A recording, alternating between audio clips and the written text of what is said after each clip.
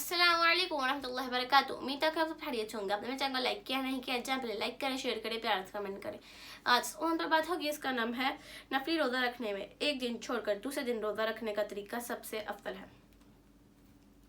عن عبد الله بن عمر رضي الله قال قال رسول الله قال صم في كل شهر في أيام أفضل الصيام وهو صومي أخوه داود عليهم السلام.